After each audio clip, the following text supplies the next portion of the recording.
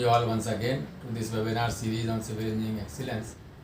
Friends, आज के video में मैं आपसे डिस्कस करने वाला हूँ एक्सटर्नल सीवर लाइंस के बारे में। लास्ट वीडियो में हम लोगों ने इंटरनल वाटर सप्लाई लाइन के बारे में बात किया था। अब उसके आगे जो हम लोग घर में waste water where it goes and how it is further treated and all that thing, उसके बारे में external sewer line covers all those things. तो सबसे पहले तो आपको ये देखना है कि जो भी आपका डाउनटेक पाइप है आपकी बिल्डिंग से या मल्टी स्टोरी बिल्डिंग है उसमें या आपका इंडिविजुअल फ्लैट है उसमें, so there are two types of system. One is single stack system, other is double stack system. Single stack system का मतलब ये है कि all waters right from WC, kitchen, bathroom, everything is connected to one single downtake pipe and then that is taken to the inspection chamber.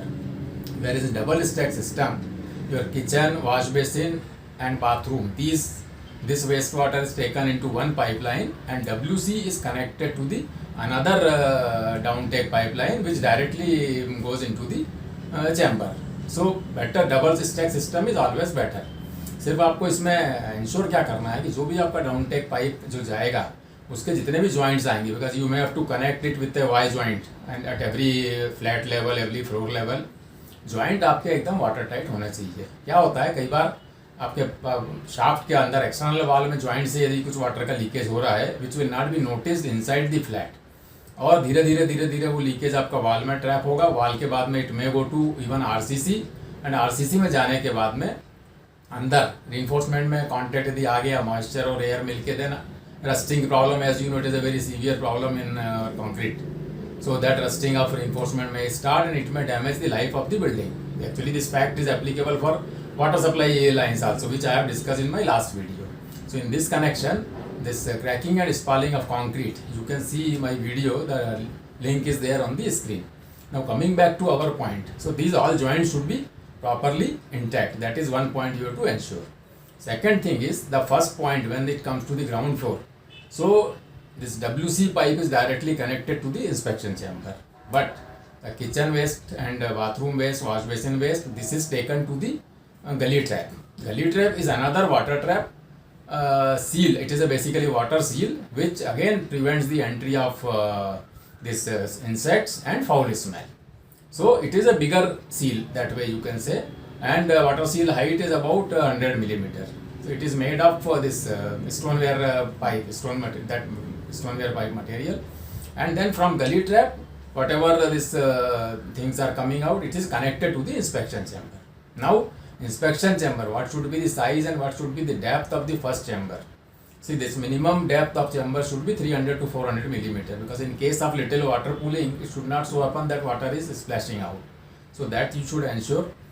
Then further inspection chambers which will be connected. So now the 2-3 aspects are there in this.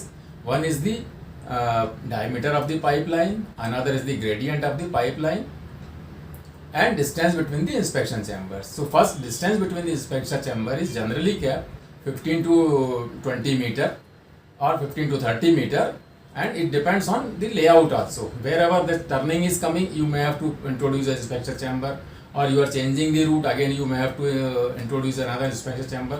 So those additional inspection chambers will always be there, and in between the inspection chambers, manhole chambers will be there for maintenance purpose. So generally manholes are constructed 30 to 40 meter, and if the diameter of pipeline is more, then manhole distance can be more also. It can be even 50 meter, 60 meter depending on the design. Now the second part, most important, is the gradient of the pipeline. Now gradient generally, see, lesser the diameter, more the gradient is required. But normally as a thumb rule, what you can take is the whatever is the diameter of the pipe, same gradient you can take. If say 100 millimeter pipe is there, suppose your first starting point 100 millimeter pipe is there, you go for 1 in 100 gradient. If 150 diameter pipe is there, you can go 1 in 150 gradient. Similarly 250 one, you can go in 1 into 250. This is why I am saying is the easy to remember, and this will work. Now as the diameter of the pipeline increases, gradient may reduce. So that will depend on the designer. That details designer will give. Normally what happens, again as I said in the water supply video, this type of things generally not plotted on the drawing, and it is left to the plumber. There where the problem comes.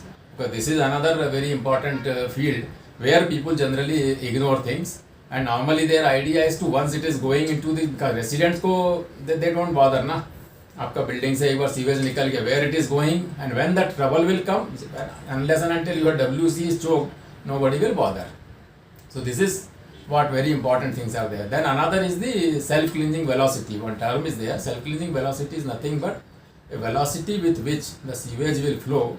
It should not be too much, I mean it should not be more, it should not be less. So generally it should vary between 0.61 meter to 2.4 meter per second. Because what will happen if the velocity is more, your pipeline may get scarred, and if it is less, your sewage may not flow properly solid particles, and if stagnation of sewage takes place, then sewage may become septic. So it's that solid particles along with the liquid particles should float in the pipeline. That is how the importance of self-cleansing velocity. So this is another aspect.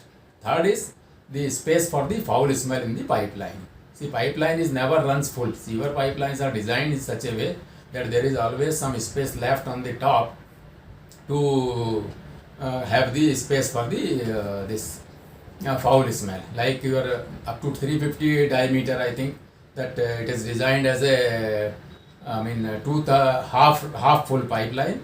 Then from 350 to 900 diameter, it can be 2/3 full, and above 900 millimeter diameter, 3/4 full pipe can run. It is something like that. But exactly you can see, or best way what I will suggest, because there are different IS codes for all these things. You better refer to IS codes, take the exact value from those codes. Now one very important aspect which I should have told in the beginning but doesn't matter is that the invert level of the various chambers and various manholes. Now how do we get the invert level? See, first of all, before you start the construction of building, you should know what is the invert level or what is the invert level of that particular manhole where you have to take your sewer line and connect it.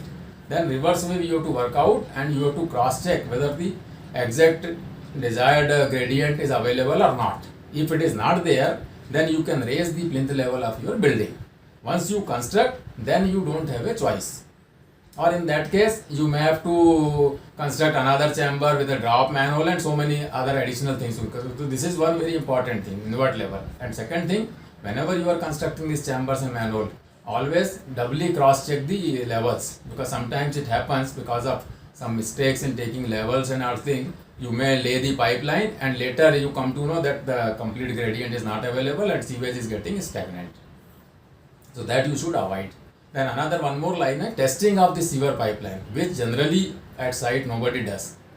But what you should do is, after laying the line, before covering it with the soil, you should fill up with the water, close both the chambers, both end of the chambers with jute cloth or cotton waste, and fill the pipeline water in the pipeline for 24 hours to 48 hours, and observe, see that any joint are leaking or not. Generally the material used for this pipeline is the either stoneware pipe you lay for a smaller diameter, then you come to the hume pipes. So 150 dia hume pipe or 200 dia hume pipe, whatever. But joints are always with the, you can have that collar joint, or you will have a tongue and groove joint.